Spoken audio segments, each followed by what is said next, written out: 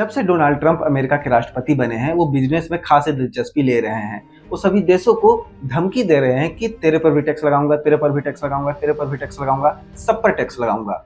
इसी बीच एक खबर ये भी आ रही है कि भारत और अमेरिका के बीच mother of all trade deals sign होने वाला है।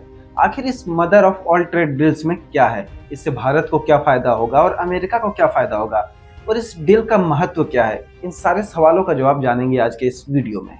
बिजनेस डील तो पहले भी हो चुके हैं, अक्सर होते भी रहते हैं, तो आखिर भारत और अमेरिका के इस बिजनेस डील में ऐसा क्या है कि इसकी खासी चर्चा हो रही है।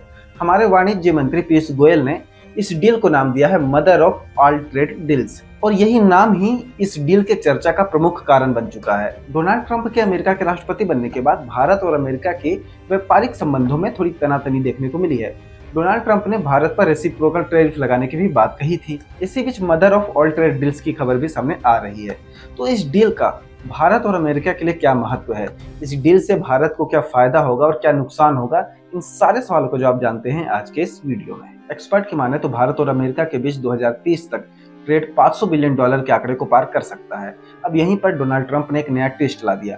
डोनाल्ड ट्रंप ने कहा है कि चाइना और भारत समेत वो कई अन्य देशों पर भी रेसिप्रोकल टैरिफ लगाएगा। इसका अर्थ यह है कि भारत अमेरिका से आयात करने वाली वस्तु पर जितना टैरिफ लगाता है, सेम टैरिफ अमेरिका भी भारत से आयात करने वाली वस्तुओं पर लगाएगा। अगर ऐसा होता है तो भारतीय एक्सपोर्टर्स को हर साल $7 बिलियन का नुकसान झेलना पड़ेगा।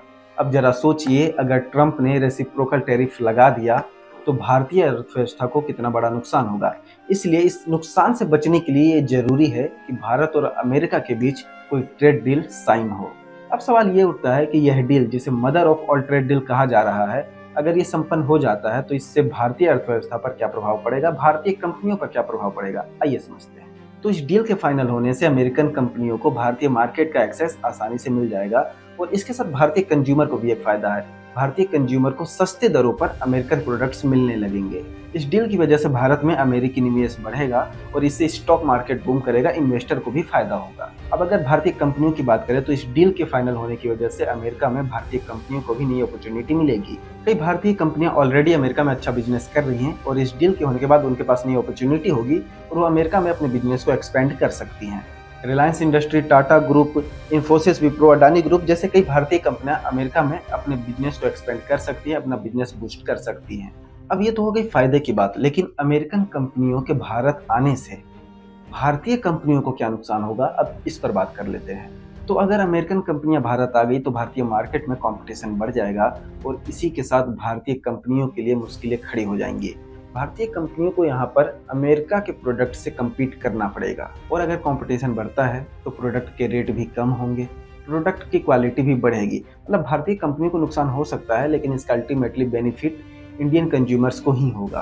अब कंपटीशन बढ़ चुका है तो भारतीय कंपनियों को अपने रिसर्च और इनोवेशन पर भी ज़्यादा खर्च करना होगा, और इसके साथ ही प्रोडक्ट की क्वालिटी भी बढ़ानी होगी, कस्टमर सेटिस्फैक्शन का भी ध्यान रखना होगा। एक कंज्यूमर के तौर पर तो हमें फायदा होगा ही, लेकिन हमें मेड इन इंडिया के तहत चलकर अपने देश की अर्थव्यवस्था को भी मजबूत करनी है, अपने देश की कंपनियों को भी मजबूत करना है। तो इसके लिए हमें मेड इन इंडिया प्रोडक्ट को तवज्जो देनी होगी बाकी अन्य प्रोडक्ट की तुलना में। तो कुल मिलाकर ये ट्रेड डील भारत और अमेरिका दोनों के लिए बेनिफिशियल साबित होगा, दोनों को ही इससे फायदा होगा, दोनों की ही अर्थव्यवस्था को एक नई दिशा प्राप्त होगी। अब फिलहाल देखना है कि डील फाइनल कब होती है, और इस डील में क्या क्या शर्तें रखी जाती हैं, क्या टर्म्स एंड कंडीशन होते हैं। और इस डील के साइन होने से भारत और अमेरिका के व्यापारिक संबंध और भी ज्यादा मजबूत होंगे, दोनों देशों की अर्थव्यवस्था में काफी सुधार भी आएगा। तो आपको क्या लगता है, इस डील से भारत को क्या मिलेगा, क्या ये डील भारत के लिए बेनिफिशियल साबित होगा, क्या इस डील की वजह से भारतीय कंपनियों को नुकसान झेलना पड़ेगा, और सबसे इंपॉर्टेंट बात, कंज्यूमर को इस डील से फायदा होगा या नुकसान?